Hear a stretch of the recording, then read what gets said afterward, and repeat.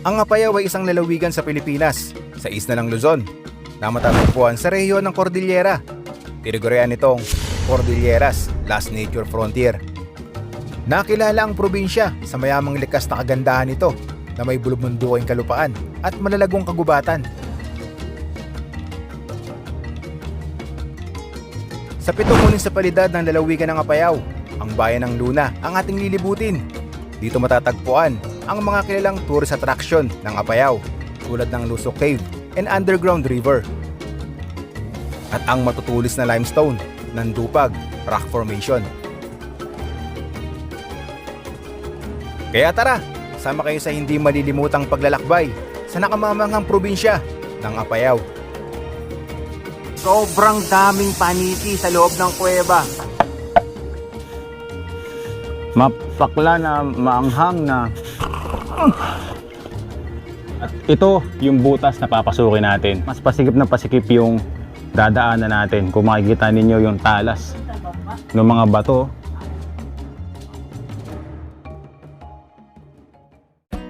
Bago tayo magsimula sa ating gagawing pag-explore dito sa bayan ng Luna, Apayao, ay tinikman muna natin ang kanilang pansit kabagan.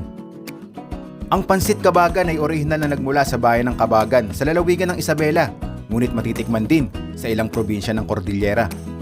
Ito ay isang stir-fried noodle dish na gawa sa makapal na Mickey noodles na may mga sahog na ground beef, lechon kawali, lumpiang Shanghai, sunny side up egg, itlog ng pugo at toge. Isa ito sa dapat nyong matikman kapag bibisita kayo sa Luna, Apayao, ang version nila ng pansit kabagan.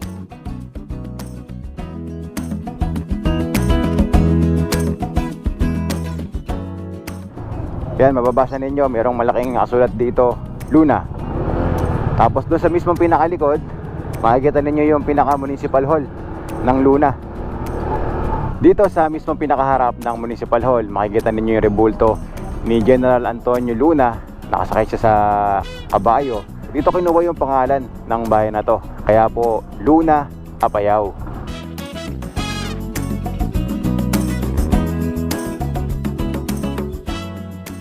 So ayon po sa ginagawa nating pagre-research sa Google about sa mga tourist spot po dito sa bayan ng Luna, isa po itong Lusok Cave and Underground sa kilalang tourist destination dito sa bayan ng Luna.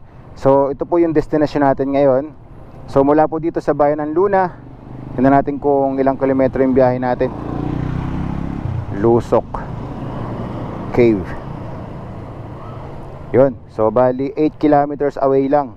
So mga nasa 17 minutes yung biyahe natin. Okay, let's go!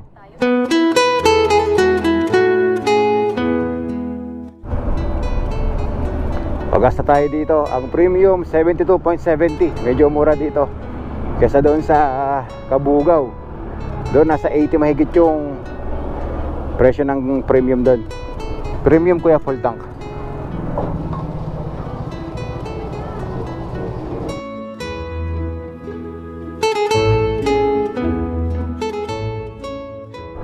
Isa po sa talaga namang hinahangaan natin sa mga probinsya, itong mga diretsong kalsada na napakahaba at ang kagandahan nga po ay nakapwesto mismo sa mga palayan.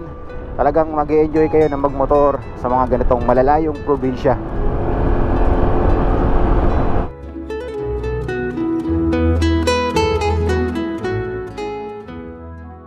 Yan, welcome Lusok Caves.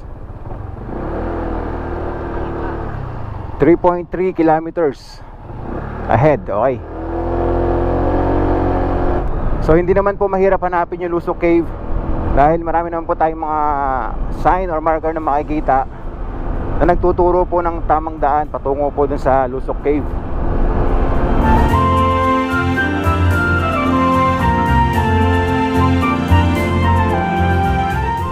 Okay, nagsisimula na ulit maging kurbada yung kalsada na dinadaanan natin. Yan.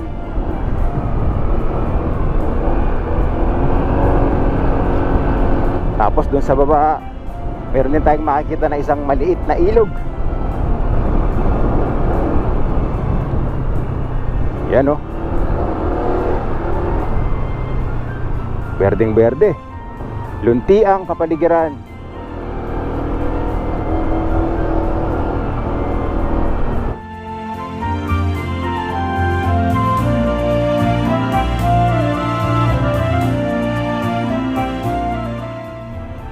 Sa gilid ng kalsada, meron ditong native na baboy oh.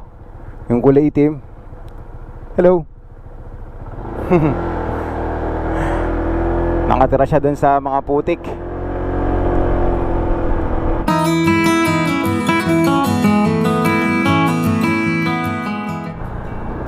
Yung mga locals dito, nagbibilad naman sila ng palay. Kung doon sa dinaanan natin noong nakaraan, mais yun nung binibilad nila, dito naman palay. Mas malawak yung palayan dito sa bayan ng Luna. Tapos nagingan din sa kanan, no? So ito siguro yung mga pangunahing din produkto dito sa bayan naman ng Luna.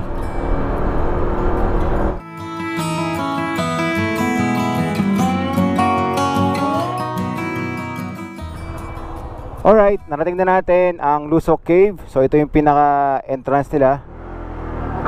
Yan, may nakasulat na welcome to Lusok Cave, open for caving and sightseeing Monday to Sunday. So sa mga pupunta po rito, yan, pwede po yan from Monday to Sunday.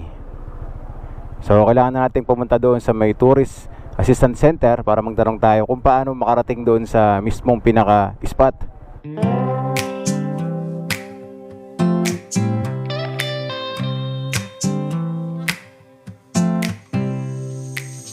Okay, so kasama natin ngayon si Ma'am Elizabeth Odaondo. Magtanong tayo sa kanya kung ano yung mga babayaran dito sa Lusok Cave at Underground River. Kung gusto nyong magbangka sir, 200 per head. Pero kasama na yung cave doon. Kung gusto nyong mag-spelunking, depende po sa category, may easy, moderate at saka hard. 250 yung moderate, saka yung hard, 300. Okay, so narinig na natin lahat ng informasyon about sa kung magkano babayaran natin kapag tayo ay pupunta sa Lusok Cave and Underground River. So tayo, ang babayaran natin is 200 per head dahil tayo ay pupunta lang doon sa cave, sasakay ng bangka. Okay, let's go. So lahat ng mga turista na bibisita po dito sa Lusok Cave and Underground River, kailangan po nating magsuot ng life vest. So kahit anong package na babayaran nyo dito, kasama na po ito and mandatory for safety.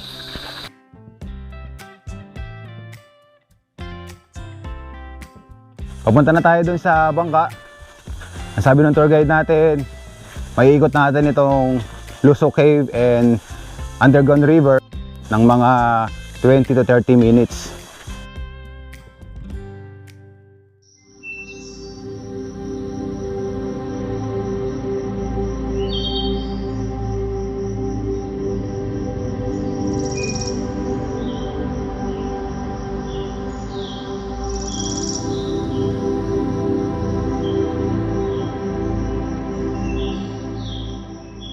At ngayon, papasok na tayo sa mismong pinaka-entrada nitong kuweba, itong Lusok Cave.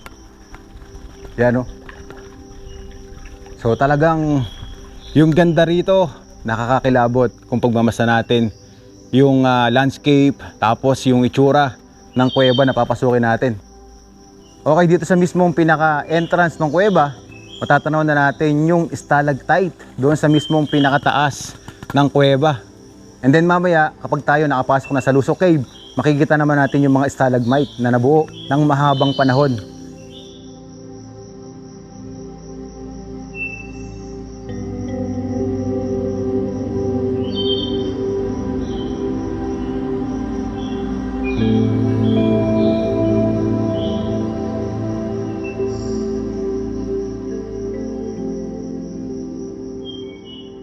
At nakapasok na tayo sa loob ng kuweba. Dito ay iba't ibang rock formation ang ating makikita. Mga rock formations na nabuo ng maraming taon. Sa katunayan nga, may mga pangalan at kahawig pala ang mga nahulmang rock formations dito. So dito naman, sabi ng tour guide natin, tinatawag nila itong Buddha. Kung mapapansin nyo yung mga itsura ng bato dito sa loob ng kuweba, talaga namang nakakakilabot dahil milyong taon ang inabot nito bago mabuo yung ganyang kagandang rock formation dito sa loob ng kuweba. Ito naman yung malapit ng mag-abot na stalactite at stalagmite. So kapag nag-abot yan kuya, so tinatawag na tong column. Yan, sabi ng tour guide natin. So andito na tayo sa bahagi ng kuweba kung saan talagang Makapakadilim na at gumagamit na tayo ng ilaw ng ating cellphone para lang makita tayo habang tayo ay nagbablog. At habang palayo tayo ng palayo, padilim ng padilim, at mas maraming mga paniki yung makikita natin dito. Umaalingangaw talaga. Kung naririnig sa audio natin kung gaano sila kaingay, yan, nagliliparan sila sa mismong pinakataas. Ipapakita ko sa inyo kung gaano kadilim dito sa loob ng kuweba. Alisin ko yung ilaw sa mukha ko.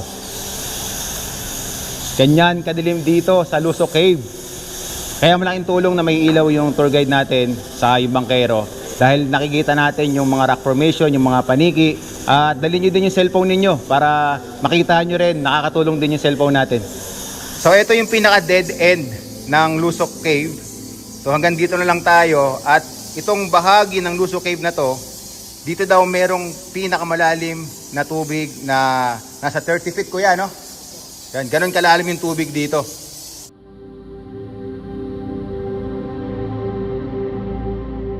Pagkatapos po nating marating yung pinakadulo nitong Lusok Cave, ito at nakikita na natin yung liwanag. At ito yung kaninang pinasukan natin, yung pinaka-entrada nitong kuweba. Sa layo at haba ng ating biniyahe, masasabi ko na sulit po yung ating pagbisita sa probinsya ng Apayao. Ito pa lang yung kauna-unahan na tourist spot na ating napuntahan dito. Talaga namang ako ay napamangha at hindi ko inaasahan na mayroon palang ganitong kagandang kuweba. Sa mga riders, subscribers and followers natin na patuloy po na sumusuporta at sumusubaybay sa ginagawa nating pag-ikot sa Pilipinas. Kung kayo po ay mapupunta rito sa probinsya ng Apayao, dumaan po kayo at bisitahin din itong Lusok Cave, underground river, at siguradong sulit na sulit ang biyahe nyo.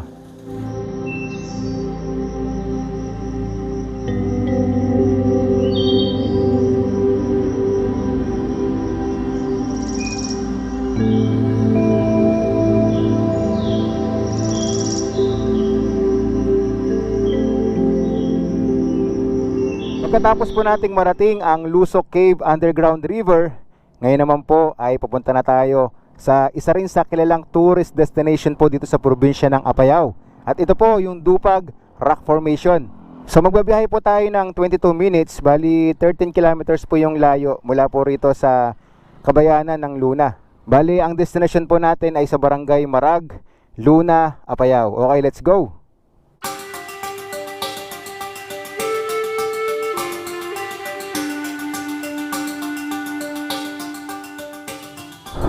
Okay, kaliwa tayo dito. This way going to Marag Valley. So doon yung destination natin sa Barangay Marag.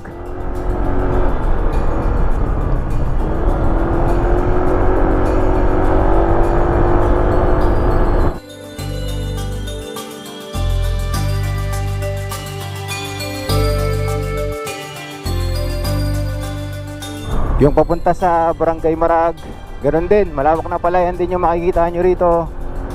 At yan, nagsisimula na rin maging kurbada yung mga daan. At dito, ayan yung pinaka-sign na welcome Dupag Rock Formation. So bali 12 kilometers pa yung biyahe natin para marating ang Dupag Rock Formation.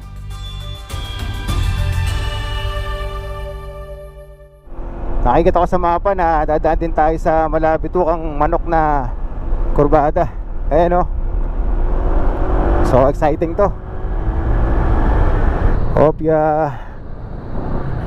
Madulas to. Kaya dahan-dahan lang tayo.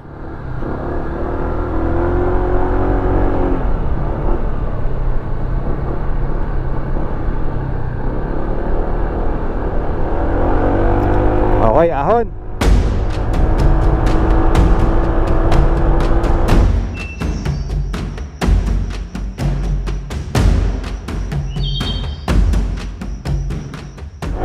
Uphill, downhill din pala yung dadaanan nyo dito papunta ang Dupag Rock Formation sa Barangay Marag.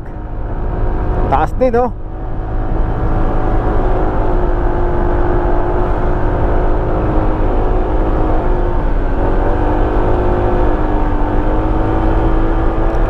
Mahabang uphill to, oh.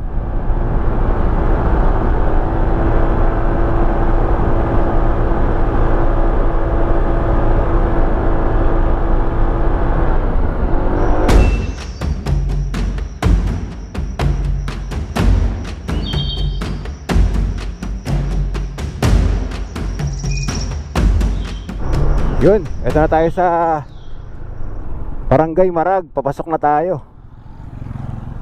Ayan, mababasa ninyo, welcome to Barangay Marag, Luna, Apayao.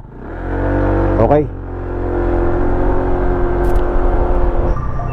Ang sarap dumaan sa mga ganitong forest road. Ang lamig sa pakiramdam, malilim.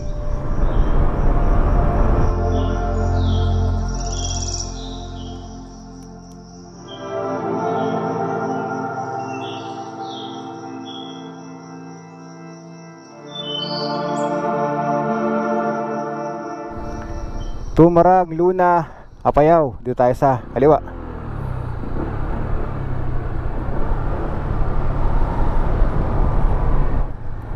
Tignan nyo yung kalsada rito. Kaya nagkakaroon ng lumot dahil nga po yung mga bukal na tubig ay patuloy na umaagos sa kalsada. Kaya nagiging resulta, nagiging madulas.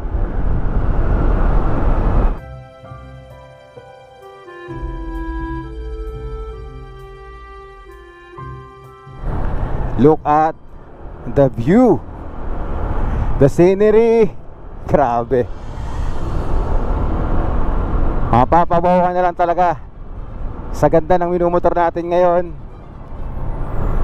Nasa mababang bahagi na tayo ulit.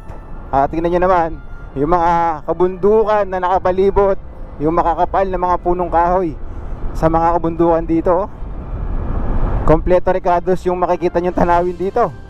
Napaikot na mga kabundukan, malawak na palayan at magandang kalsada. Ang ganda ng Pilipinas.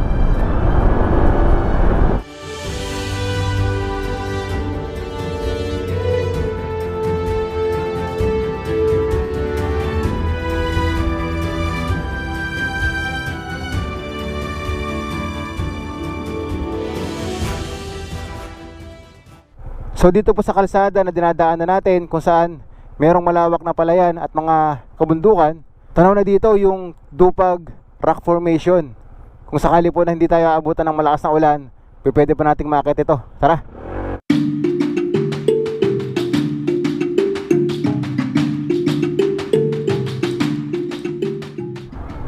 Ito na yata yung pinaka Tourist Information Center dito.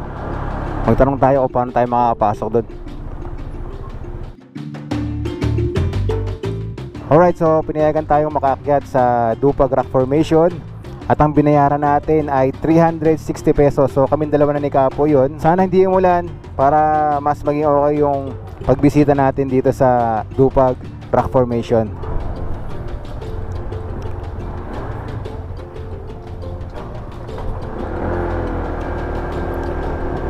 Meron tayong kasamahang tour guide. Ayan, si Kuya Marcelo. Dala-dala niya yung helmet na gagamitin natin pag tayo ay nagte-trekking na doon sa Dupag Rock Formation. Yan, off-road gaming tayo.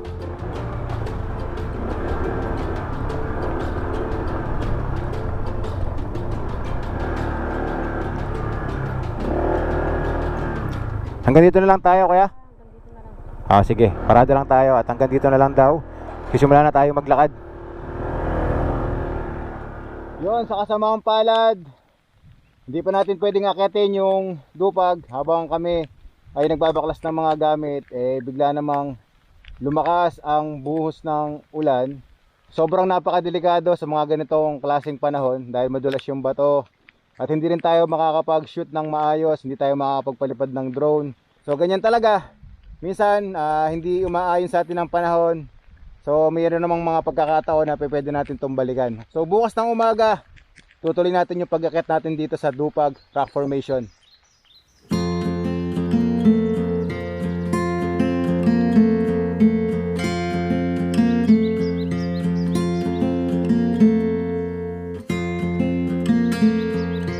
At dahil nga po hindi tayo natuloy sa pag-akyat sa Dupag Rock Formation dahil binuhusan po tayo ng malakas na ulan, ay dito na po tayo nagpalipas ng gabi sa Barangay Hall. At nakakataba po ng puso dahil ang babait po ng mga locals dito. At kinupkup po tayo ni Kapitan Leonila Odifa. Sobrang bait. Pinagluto tayo ng pagkain na masasarap. Yung red rice, iba't ibang klaseng pagkain yung pinatingin sa ating kagabi. Take note, ito po lahat ay free lang. So sobrang welcome na welcome po tayo dito sa Barangay Marag. Yan, so ngayon itutuloy na natin yung pag-akit natin sa Dupag Rock Formation. Kaya tara, simulan na natin itong adventure na ito.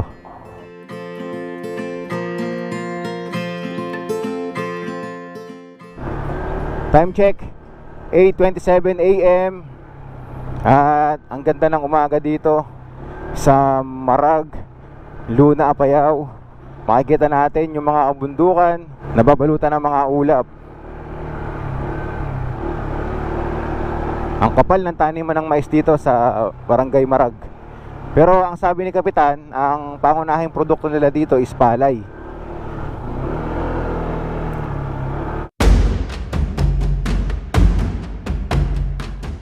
So lahat ng mga turista na bibisita dito, kailangan po magsusuot tayo ng helmet. At yun, meron naman sila dito, kasama na yun sa babayaran ninyo. Dahil matutulis yung mga bato at meron tayong susuotan ng mga butas. So yung mga butas na yun, sabi niya, minsan daw may mga nalalaglag na maliliit na bato. So para safe tayo, kailangan meron tayong helmet. Okay, tara, akit na tayo.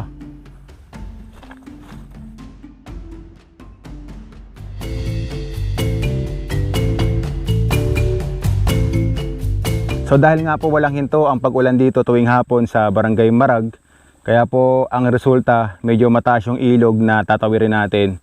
So mula dito, yan, tatawid tayo ng ilog hanggang makarating tayo dun sa kabila. At sabi ni Kuya Marcelo, gahita yung lalim ng ilog na tatawirin natin, kaya siguradong basa tayo. So kailangan nating magtanggal ng sapatos, i-save natin yung mga gamit natin sa vlog para hindi siya mabasa at masira.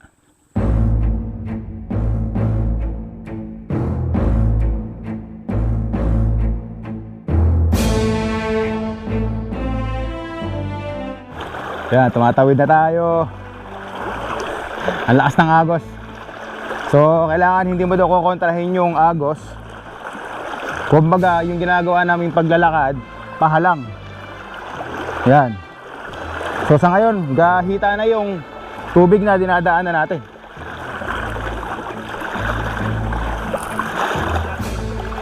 At merong mga bato sa ilalim. Medyo masakit sa paa. Pero minsan kuya, hindi naman ganito kalalim dito, no? Wala, hanggang baba ng ano. So natsyempohan lang natin na mataas ang tubig ngayon. Okay. Ito na tayo. Yun. Okay, sa wakas nakatawid na tayo sa ilog. Andito na tayo sa lupa ulit. Dahil nakatawid na tayo ng ilog, kailangan na natin ulit magsuot ng sapatos. Dahil yung lalakaran natin dito, maraming makahiya. Matulis, pag natapakan mo, masakit sa paa. At pag umakyat na tayo ng Dupag Rock Formation, matutulis yung mga bato na dadaanan natin. Kaya kailangan nakasapatos tayo.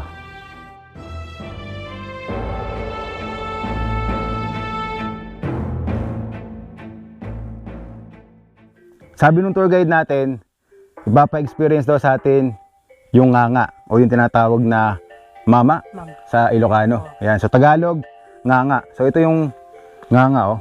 Yan. Ito, ano tawag ito kuya? Muskada. Muskada. Muskada. Tapos ito naman yung mismong pinaka Buwa. buwa. Buwa ko. Ito yata yung ikmo sa Tagalog. So dito sa Apayao, ang tawag dito ay Gawin. gawid. Oh, ito po yung gawid, oh. Tapos ito, kung hindi ako nagkakamali, apog, no? Yan.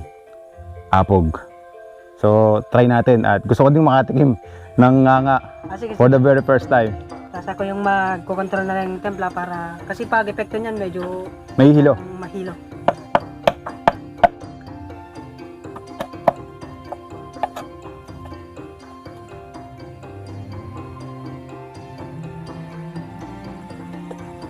Yan, tapos nilalagyan na ng apog. Pero konti-konti lang to kuya kasi medyo kapag medyo maparami to masusunod na. Labi. Labi. So kailangan pala sa apog ko, konti lang, no? Makakasunog pa na ng labi yan. Ang sabi niya, ito daw yung unang kakainin natin, yung bunga. Tapos itong dahon ng ikmo na may pinatuyong dahon ng muskada at may apog. So tikman na natin. Ang tigas, no? Matigas talaga siya. Kailangan durugin. Durugin talaga ko yan. Yan. Pag durug na, Tsaka mukha. saka ito kakainin. So yung lasa nung bunga, medyo mapakla. Mapakla siya, no? Tapos pag yan naman kinain mo, medyo mapait lang talaga. Kasi yung muskada talaga napapapait. So ngayon, ito na yung kakainin ko.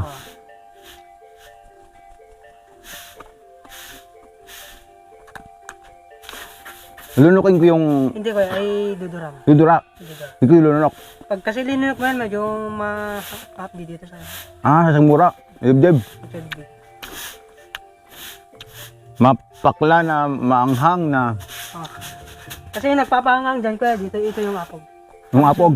Yung mapait. Dudura ko na. Pasintabi po kasi nakadura po tayo. Sabi nung tour guide natin, hindi pwedeng ilunok yung pinaka dura, ano? Talagang ilalabas mo siya. So, sa kauna-unahang pagtikim natin ng nganga, yun nga po, mapait, maanghang. And kakaiba yung mararamdaman mo, parang mag-iinit, no? Ito talaga yung purpose din kayo. Yun, parang nag-iinit yung katawan ko ngayon. Yun, sa wakas, at yung pagka-curious natin about sa bakit nga ba nagnganganga yung mga kapatid natin na mga taga Cordillera. So, yun pala yung dahilan para pampainit. Nakakaramdam ako ng medyo parang pagkahilo. Siyempre, ito yung kauna-unahan na natikman natin, hindi pa tayo sanay. At least ngayon, alam ko na kung ano yung may experience natin pagkatapos nating magganga. Sisimula na tayong umakyat ng paahon. At ngayon, ito yung mga bato o yung limestone na dadaanan nyo. Malumot at basa, madulas. So dahil nga po walang tigil ang buhos ng ulan dito sa Cordillera kapag hapon, so ito yung kondisyon ng ginagawa nating pagte-trekking. Ito po yung mga bato na makikita nyo rito. Nandito pa lang tayo sa mismong pinaka baba or pinakabungad ng trekking natin paakyat. Kakaibang tanawin na o mga rock formation ang makikita nyo rito. Ito yung pinaka daan sa gitna ng mga bato. Ang gaganda ng mga itsura ng mga limestone dito na makikita ninyo.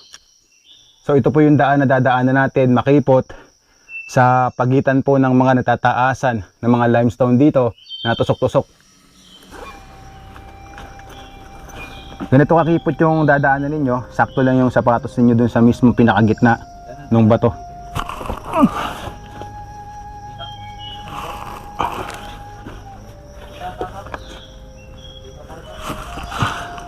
Ang kagandahan, may mga baging dito. Yan, na pwede nyo hawakan. Na nagsisilbing parang lubid para mas mapadali yung pag-akyat ninyo.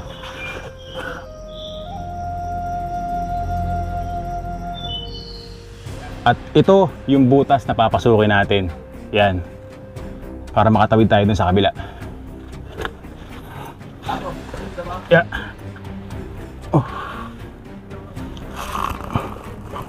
Yan. Sobrang mahalaga talaga na meron tayong helmet na nakasuot dito.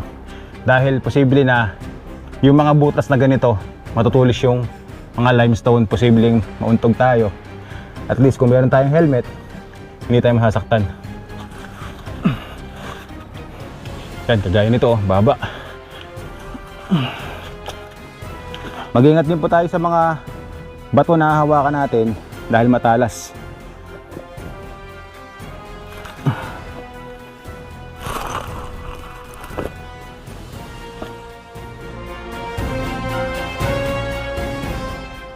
Ito yung limestone na mas matutulis at mas pasikip na pasikip yung dadaanan natin. Kung makikita ninyo yung talas ng mga bato,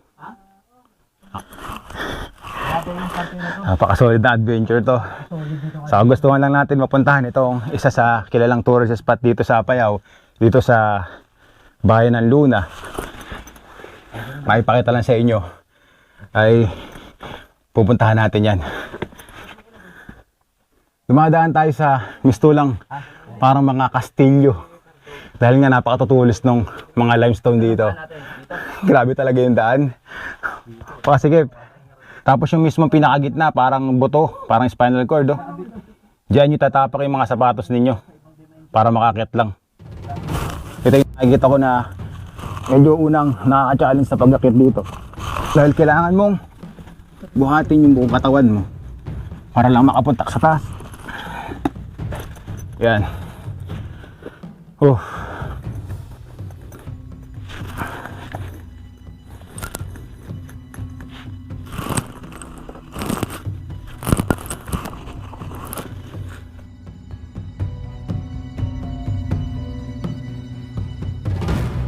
So habang papalapit tayo ng papalapit doon sa mismong pinaka tuktok nitong mga limestone ng Dupag, ay mas marami yung ganito na paakyat na animoy para kang umakit ng bakod.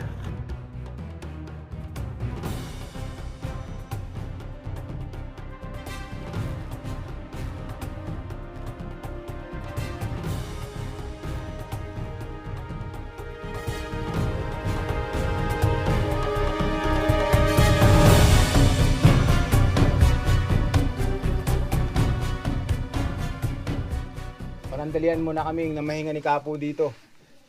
Dahil talagang hindi biro yung akyatin dito. Makakaramdam kayo ng pagod. At ngayon, kisimula na rin tumirik yung araw. Isa pa yun sa nagpapahirap sa pag-akyat natin. Pero konti na lang naman mararating na natin yung pinaka-peak ng Dupag Rock Formation. So ito yung magiging way natin pataas. Okay, tara. Akyat na tayo ulit. Sabi ng tour guide natin, ito yung stage na kung saan talagang ito yung pinakamahirap na akyatin natin. Dahil tinan nyo naman kung gaano kasikip. Vlogger ka nga pala. Yan, tapos paakyat doon sa taas. Ilang na minsan. So pagkatapos naman nating akyatin, ito yung pinakamahirap na stage. Ito na yung pinaka-peak kung saan nakikita nyo yung tour guide natin. Yun yung pinakatuktok. So wall climbing na tayo.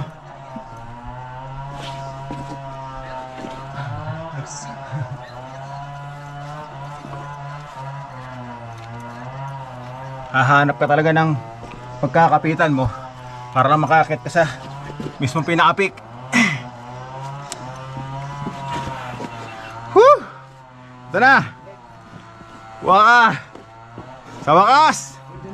Ito ang Dupag Rock Formation na matatagpuan sa Barangay Marag, Bayan ng Luna, Probinsya ng Apayao.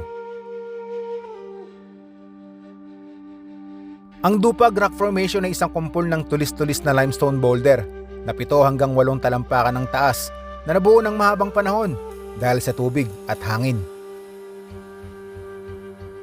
Mula sa pinakamataas sa tuktok na tinatawag itong Father Rock, makikita ang isang malawak na tanawin ng mga kalapit na bukid, ilog at lambak. Dahil sa kakaibang topografiya nito, ginawa rin daw itong taguan ng mga locals at rebelde noong mga nakaraang digmaan at pag-aalsang gerilya.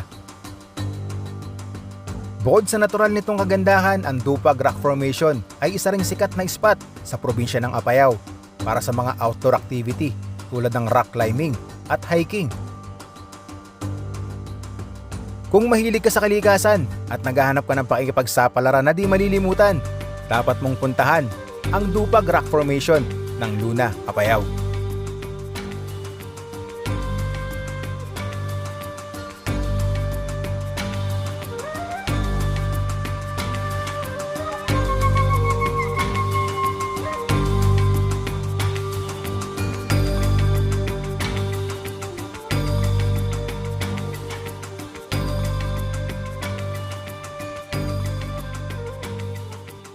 Pagkatapos ng mga 30 minutes na pag-akyat, ito na, narating na natin sa wakas yung pinaka-peak nitong Dupag Rock Formation.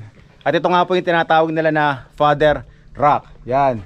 Dito sa mismong pinakataas, matatanaw natin yung mga pinaka-tulis nitong Dupag Rock Formation. At yung dinaanan natin na kalsadahan na may magandang tanawin, yung malawak na palayan, tanaw na tanaw dito. At doon kung saan iniwanan natin yung ating motor sa mismong pinaka jump off, nakikita natin dito sa mismong pinaka taas. Masasabi ko na mahirap puntahan o akitin yung pinaka peak nitong Dupag Rock Formation. Pero kapag nagawa mo na yon, ay talagang sulit na sulit naman yung tanawin na makikita mo rito. At alam niyo naman, nanggaling pa tayo sa Bulacan, bumiyahe tayo ng napakalayo. Ito yung pampitong araw natin na nagmumotor tayo simula nung umalis tayo ng Bulacan. At andito na nga tayo sa probinsya ng Apayao. Kaya maraming salamat sa ating tour guide na si Marcelo. Yan, makikita niyo yan dito kapag kayo ay nagplano din na pumunta ng Dupag Rock Formation. So hanapin nyo lang si Marcelo at sasamahan niya kayo, gagabayan niya kayo sa pag-akit ninyo rito. Kung gusto nyo ng nakaka-challenge na adventure, kung mahilig kayo sa mga ganito, puntahan nyo rin itong Dupag Rock Formation at siguradong sulit din ang biyahe ninyo.